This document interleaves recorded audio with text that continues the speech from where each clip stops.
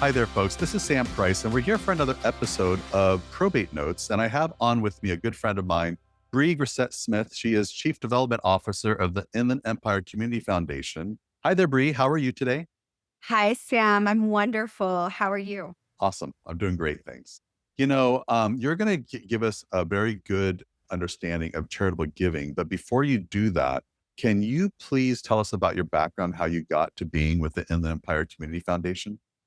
Sure, I'd love to. So, I started off with Pepperdine University as a psychology major and wanted actually to be a Beautiful marriage family campus. child. Oh, yeah. I mean, it was Oh, amazing. man.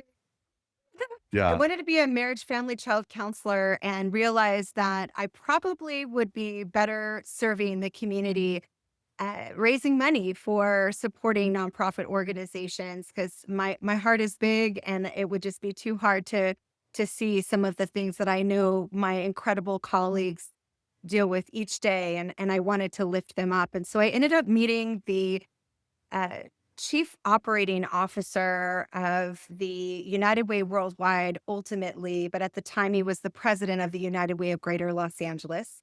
And I said, "How can I further your mission and help your cause?" And he said, "Call me on Monday." And I did. And I had my job 2 weeks later. And I was with them for 8 years in a variety of positions.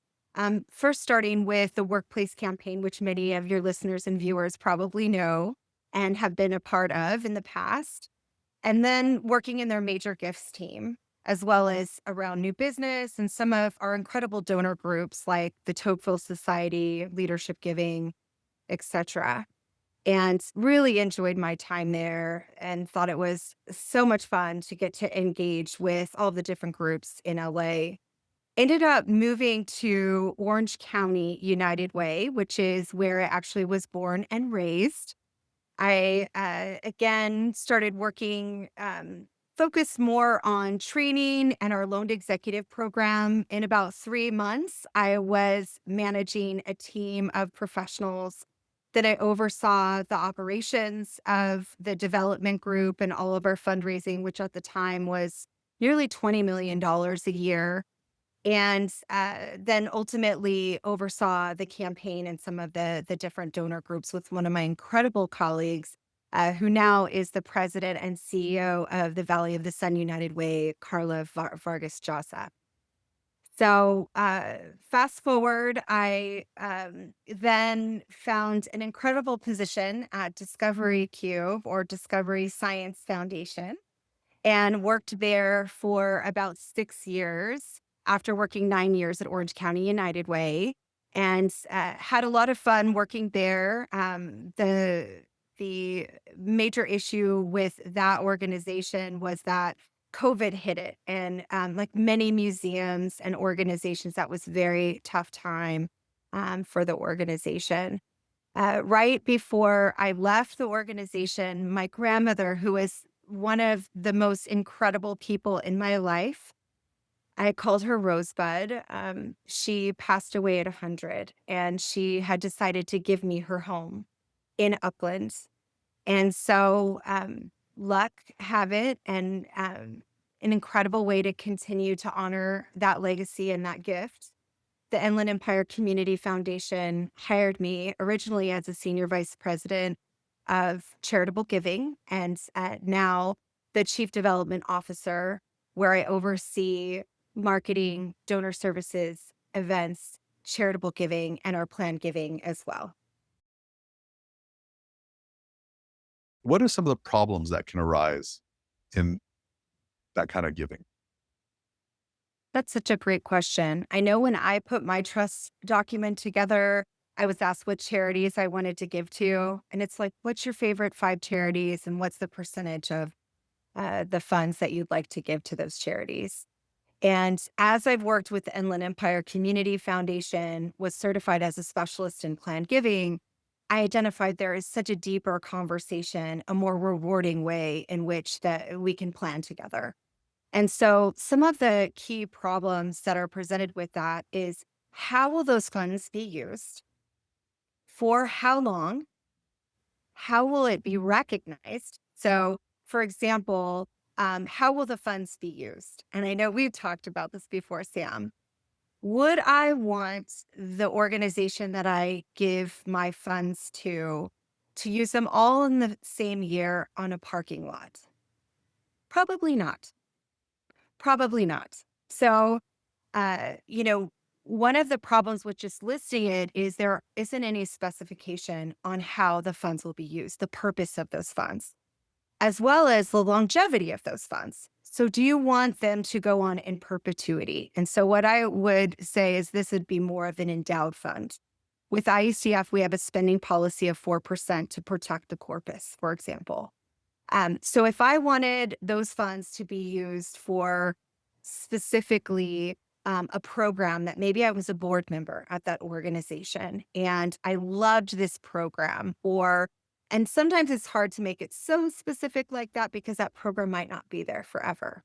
But we can make it pretty specific so that if it changes in the future, or if that nonprofit is not there anymore, which yet is another problem, we have variance power at the community foundation where we're able to look at um, what the intent, because donor intent is sacrosanct, it's the most important thing to us, what the intent of that donation was, so that we can find a like organization, a like program in a similar area if that was something that was stipulated. Um, Another key kind of problem that I see is that um, the recognition of that gift. And how would you want that gift to be recognized long term? Should you work on, let's say, creating a fund at IECF, and we have nearly 500 of these permanent charitable funds at IECF. I like to call them mini foundations without all of the onerous issues that come with actually creating your own foundation. You just get to give the money and give the money out. So if I name a charity in a document and I have a dollar amount that's supposed to go to them, that is supposed to give directly and outright to them. But what is the problem with that? The problem with that is that you, as the donor, lose control. Again, if it's just stipulated that it goes to that nonprofit, you lose control of how those funds will be spent. They could be spent the first year on a parking lot instead of potentially being invested like we would do at IECF if they were endowed, and it would be protected over time with a 4% spending policy, for example.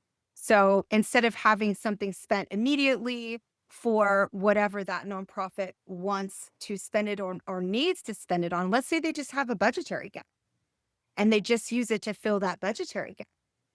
That obviously might not be what you were hoping they would spend it on.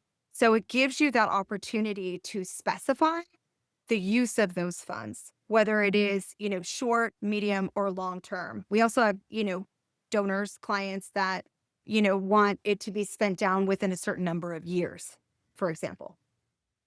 That's incredible. What kind of impact can a donor have by working through a community foundation? There are so many different ways that a donor can have impact. And so let's try to unpack it sort of one by one, which is the type of funds. So when a attorney asks the individual, their client, what nonprofits maybe they want to give to, they might have, for example, their school might be a part of that. That those funds would go directly to the school. Again, it could be used for any purpose needed. But what we find is when we talk to that donor, your client, they might say, I would really love for it to be a scholarship for a student like I was in mathematics. And I really struggled financially. So I would want them to have financial need. And I would like them to not worry about whether they had to find the scholarship again the following year. I'd want that to continue on as long as they kept a good GPA or grade point average and their transcripts and everything were good.